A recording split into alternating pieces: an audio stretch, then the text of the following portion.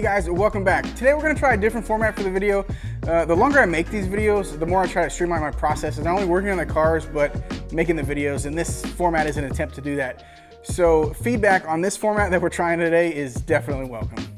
Okay, now before we get into our first shakedown run with the Mustang, let's go over everything that we've done on the Mustang up to this point. Now in the rear, we've upgraded the factory Ford 8-inch housing with disc brakes from the Right Stuff Detailing Company. Along with that, I fabricated new brake lines to run along the axle housing.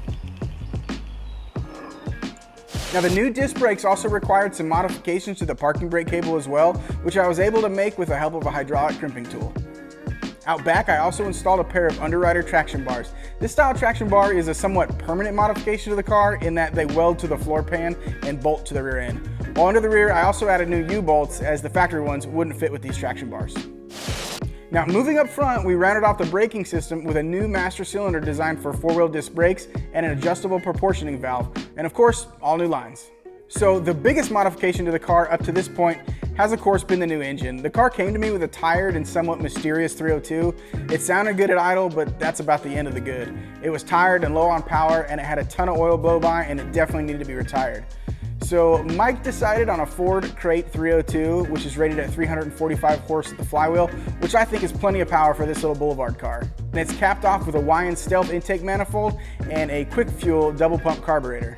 Lastly, ignition duties are handled by the Davis Unified Ignition high energy distributor and nice big insulated wires. And of course, NGK plugs bring the mixture to life. Admittedly, I'm ready for this one to be done. I love the car. I love the direction we've gone with it and what's next for it. I'm super excited to get it back. I'm super excited for Mike to have his car back because I want to free up some time to get to working on some other things, finish that up, get the F100 in here. And I have had this car a while. I've had this car a year.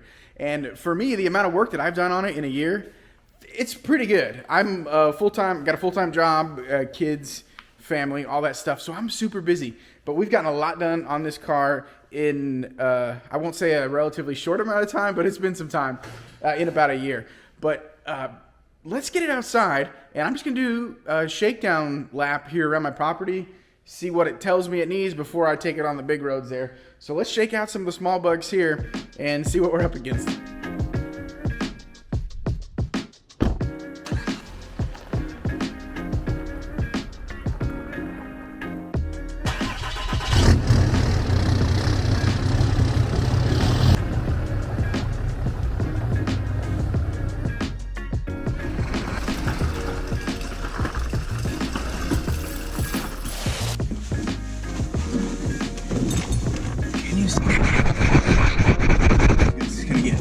All right, I think we're ready. I've got oil, coolant, transmission fluid.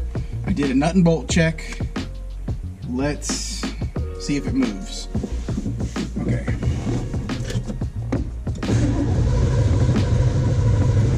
Carburetor, you gotta give it some juice, right? It's up on the fast idle cam, that's good.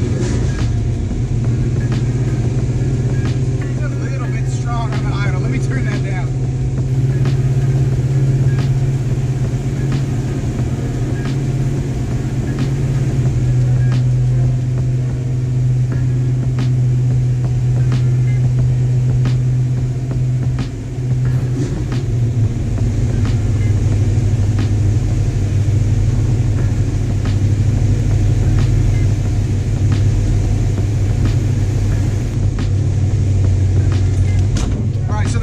Some adjustment. It's up on the fast idle cam right now, and that's about as far as it'll come down, so I'm gonna have to adjust that.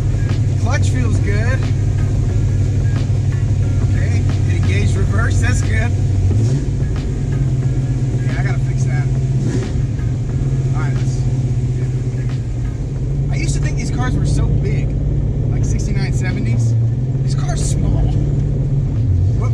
Oh, ooh, there's some really bad interference in the steering wheel there. I don't know what that is. Oh, that's ready to go.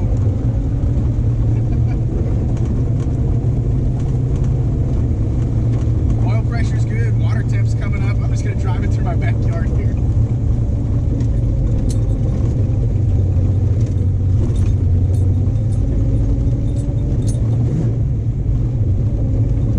That idle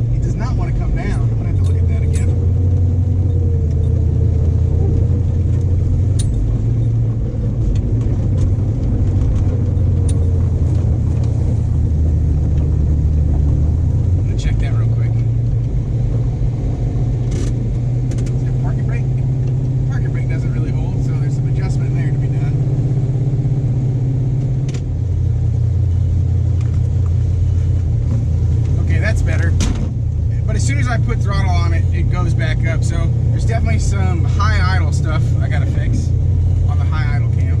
Some notchiness in the steering wheel, and it feels like the brakes are all biased in the front.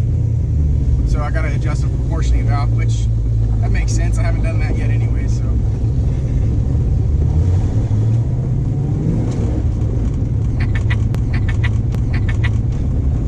God, it sounds good. Fan's just kicked on. It's 180 degrees. That's good. I'm a little afraid to take it out here on the road.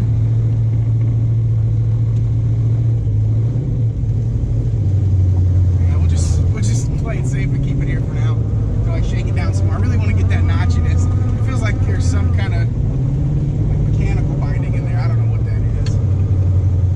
I'll fix it. The clutch feels good. It makes great power. I don't know if you can hear that.